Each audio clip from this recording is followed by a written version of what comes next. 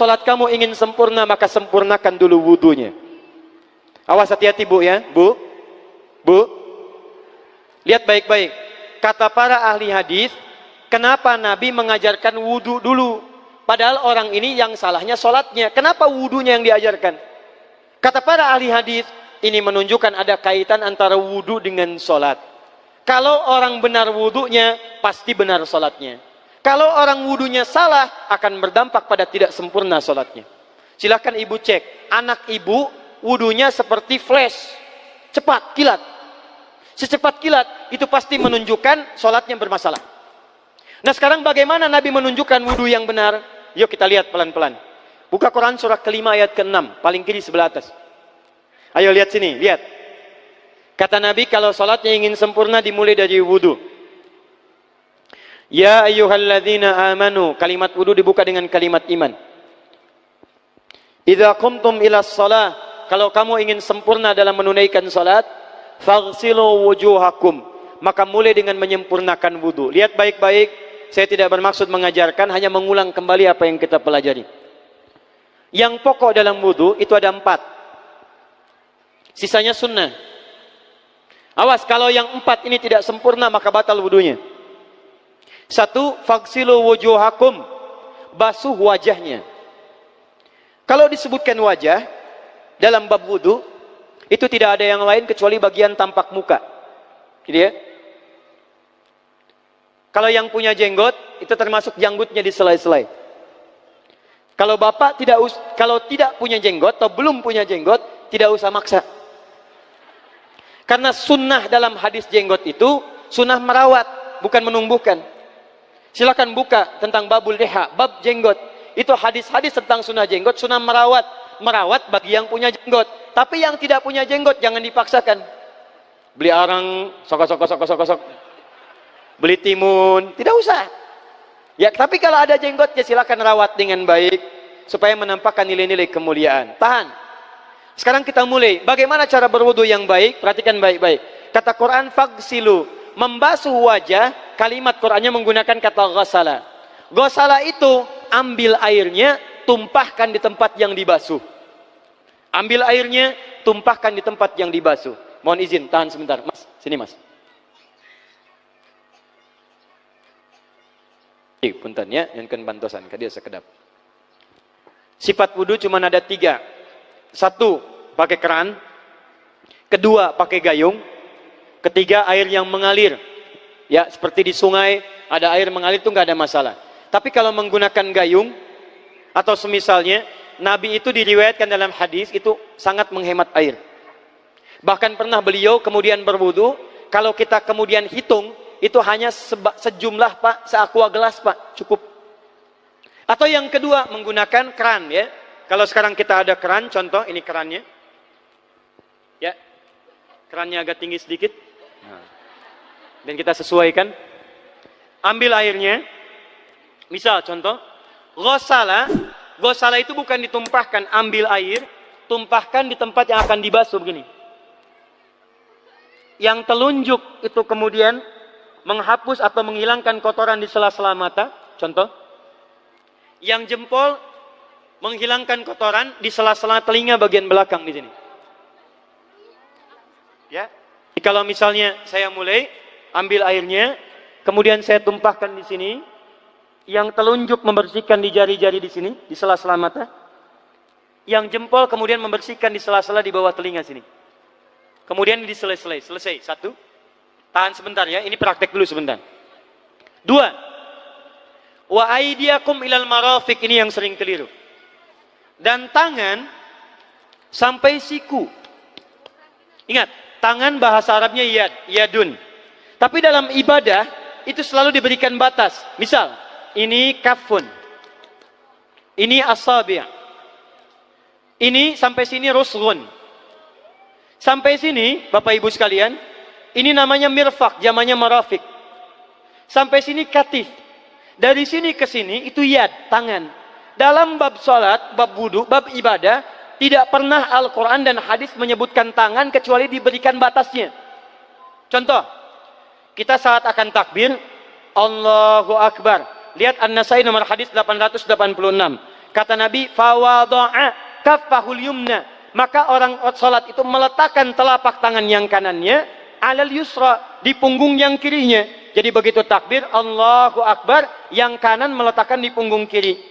Apa batas meletakkannya? Cuman sampai 3. 1, yang telapak ke punggung begini, jadi boleh begini.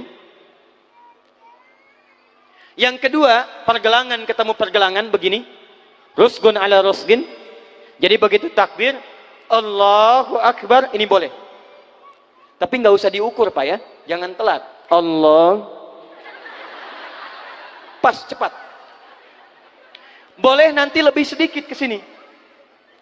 Yang tidak boleh, awas, ini dilarang dalam hadis. Yang tidak boleh kata Nabi, jangan engkau bersedekap seperti orang sombong. Kata para ulama bagaimana? Ketika tangannya bertemu dengan mirfaknya begini.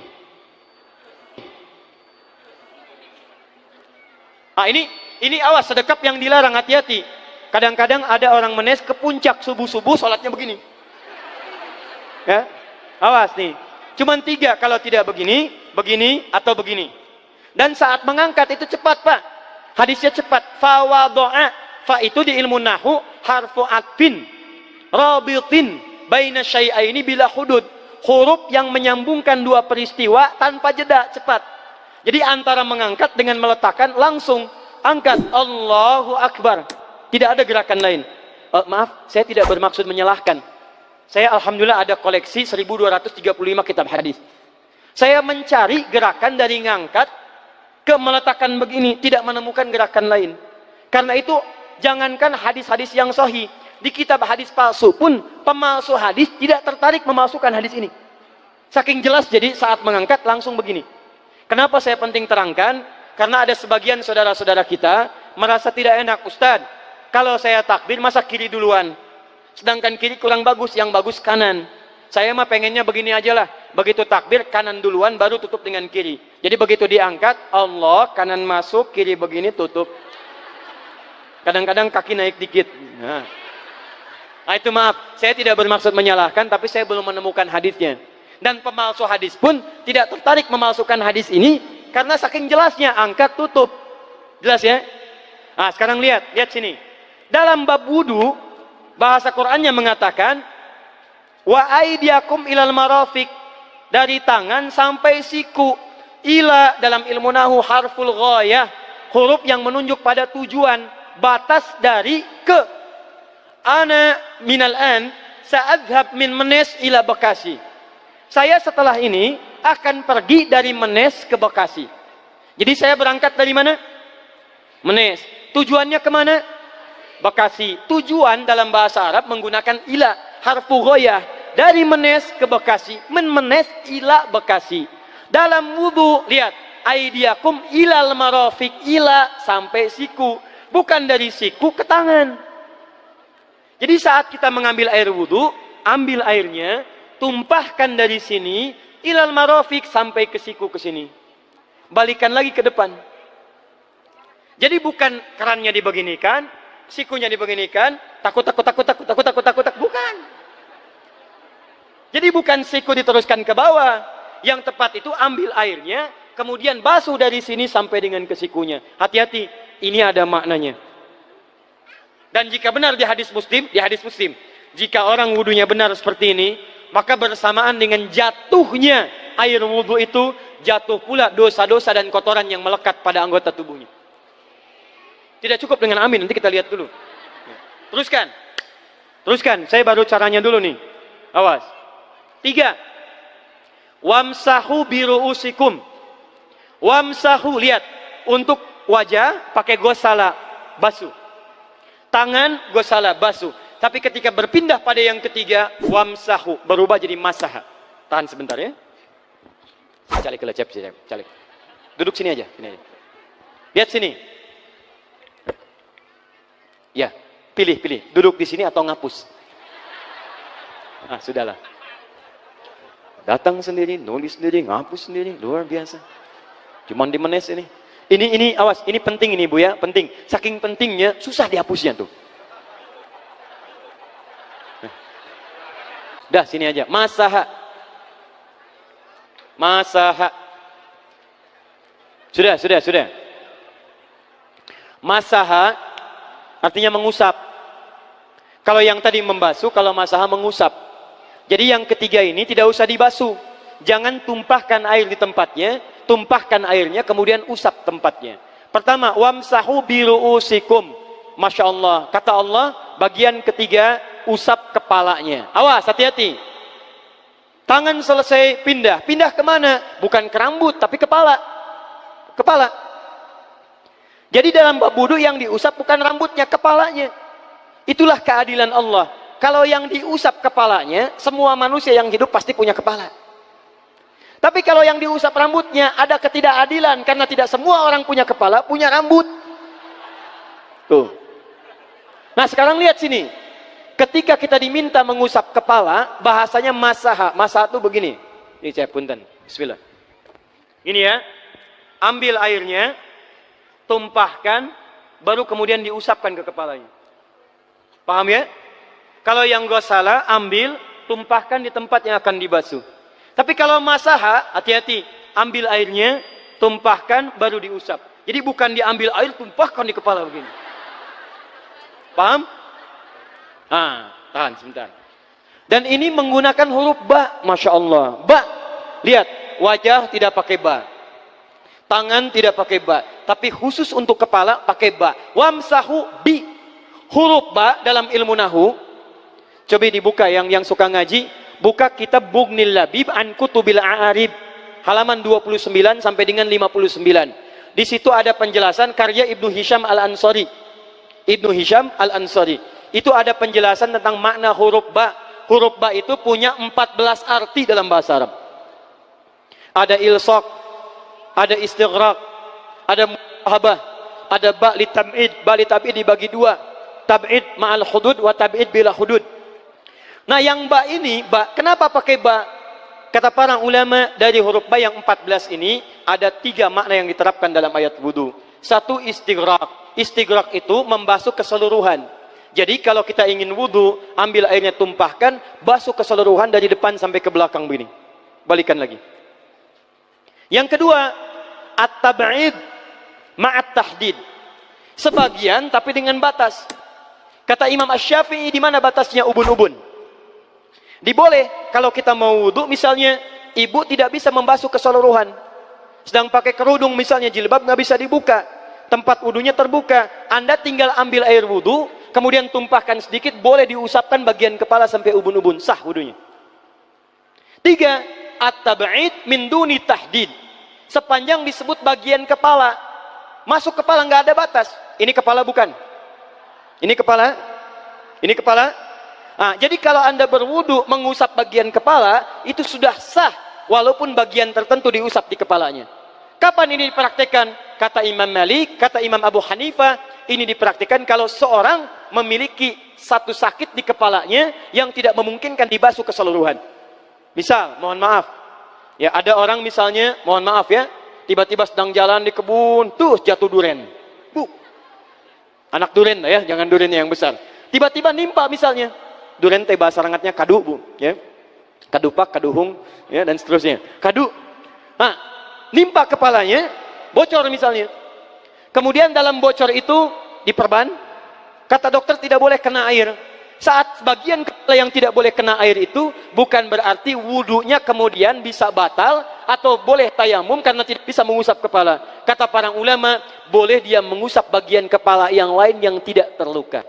Itulah kenapa Allah memberikan huruf ba di sini untuk kemudahan bagi kita dalam menunaikan wudu. Tapi pastinya yang dibasuh kepalanya bukan rambutnya.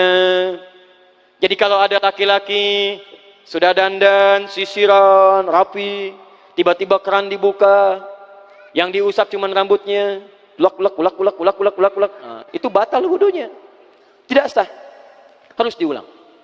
Terakhir kaki. Kaki dibasuh sampai dengan bagian mata kakinya, dan ini tidak perlu saya terangkan karena mudah bagi kita untuk mempraktekannya. Tapi yang ingin saya jelaskan satu ini saja. Perhatikan baik-baik. Yang 4 ini wajib wudu. Tambahannya sunnah. Niat dimasukkan dalam wajibnya. Lihat sini. Kumur-kumur sunnah. Telinga sunnah. Istinsyak sunnah. Yang 4 ini wajib. Tapi terlepas dari wajib dan sunnahnya, perhatikan baik-baik. Kenapa ini disebut dengan wudu? Dan hebatnya Al-Quran mengistilahkannya dengan toharah. Toharah. Apa itu toharah? Apa itu suci? Toharah. Apa itu toharah? Suci. Apa itu suci? Toharah. Ada toharah, ada nadhafah, itu beda. Kalau nadhafah, bersih luarnya, tapi belum tentu bersih dalamnya. Bisa jadi luarnya bersih, tapi dalamnya najis. Misal, hewan yang paling najis apa? Yang haram. Misal, hewan tadi itu, hewan babi misalnya, misal, dibersihkan, dimandikan, disisir, sampai bersih. Bersih tidak? Bersih, bersih. Tapi halal tidak? Suci tidak? Tidak. Al-khinziru nadhifun walakinnahu ghairu tahir. Babinya bisa bersih tapi tetap tidak halal, tidak suci dia, tetap haram, tetap najis. Paham? Tapi kalau bersih luarnya dan suci dalamnya, maka kalimatnya berubah dari nadhafah jadi toharah. Toharah. Orangnya disebut dengan tahir. Kalau rajin dikerjakan disebut dengan mutatahhir. Wudu dalam Quran disebut dengan toharah. Seakan-akan memberikan pesan, maaf, orang yang wudu itu bukan hanya bersih fisik luarnya saja. Jadi kalau orang wudunya bersih, bukan cuma wajahnya yang bersih. Kalau wudunya benar, bukan kotoran di tangan saja yang hilang. Tapi mohon maaf, fisik dalamnya itu ikut suci. Fungsi tangannya jadi bersih, fungsi wajahnya jadi bagus, fungsi lisannya jadi bagus.